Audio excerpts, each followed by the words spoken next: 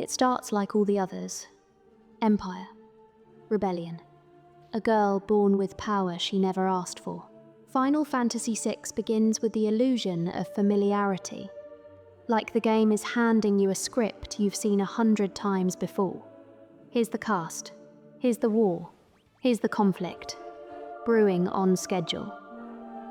You lean back, expecting heroism, closure, maybe even redemption.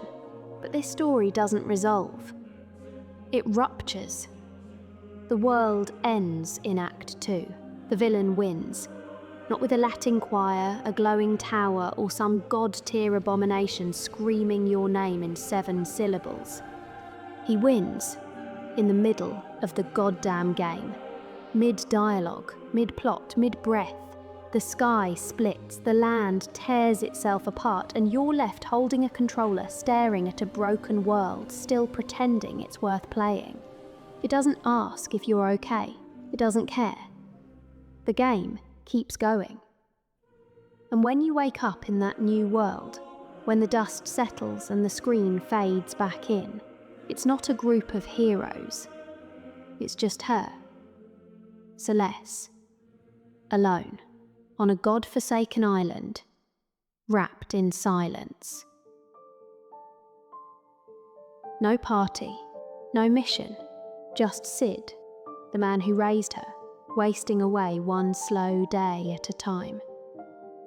The music doesn't swell, it retracts.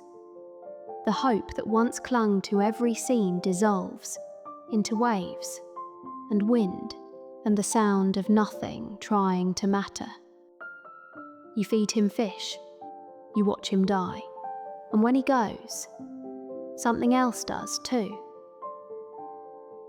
You. If you've ever stared at your own broken world, wondering if it's still worth playing, you're in the right place. This is where we dig into the stories that refuse to let go. Subscribe and walk the ruins with us. Back to Celes. Now she is alone. There's no cutscene, no interruption. Just control returning to your hands like a curse, and the game dares you to do what you know she's thinking. So she climbs the cliff, and she jumps, and it shows you. There is no poetry in the fall, no fade to white, just the hard cinematic violence of watching a protagonist try to exit the story. But the world fucks up. She survives. Not out of strength, not out of will, just error. The sea spits her back like even death didn't want the responsibility. And in that moment, bruised, broken, still breathing, Celes isn't a character. She's a glitch, a leftover, a ghost that didn't get the memo. She wakes up expecting pain, maybe emptiness, maybe nothing at all. But instead, a bird, a fucking seagull, wings slightly torn, limping in the surf, and tied to it, a red bandana. Locks. Not metaphor, not hallucination. A message. A tether. Proof that something, someone, somewhere remembers. And that's when it hits her. The world tried to die. And failed, too. She's not the only mistake still breathing. It's not hope. It's not faith. It's the ache of unfinished love.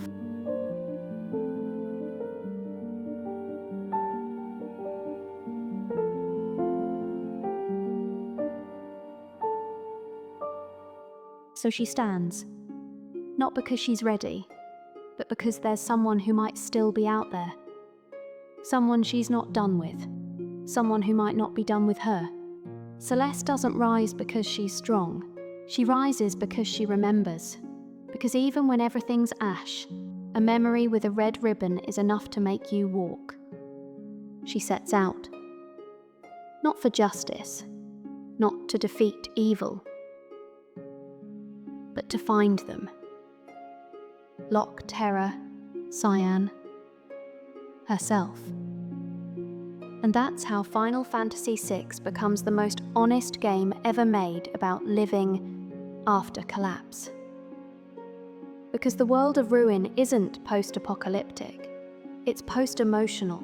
It's the silence after the scream, the flatline after the climax. And Celes walks through it like a question mark on legs. She doesn't collect people, she stumbles into them. Locke chasing the corpse of a woman he failed to save. Terra hiding behind children like love will cancel the war in her head. Cyan writing letters to the dead because he can't stand the quiet. They follow her, not because she's a leader, but because she's moving. And movement, in a world this dead, is the loudest scream left. You don't fight Kefka for peace, you fight him because he thinks he won. Because he wants silence, because he laughs, like meaning was a joke from the start. You fight him because, even if the world's fucked beyond repair, there's still music playing. And Celes, she walks into that final battle, not as a symbol of hope, but as a mistake the universe failed to erase. She tried to die. She failed, and from that failure came a reason. Not a good one, not a pure one, just one that was enough. Because when she moves, it's not just to fight, it's to remember, to reach, to reconnect with what still lives inside her. Locke, the others, herself. Celes doesn't rise as a hero, she rises as someone who wasn't done loving and refused to stay buried. Final Fantasy VI isn't about saving the world, it's about walking through its corpse with enough memory to still give a shit. And Celes doesn't win, she survives, she gathers what's left, and when the tower collapses and the credits roll, it's not a return to peace, it's a refusal to forget. The world ended. She didn't.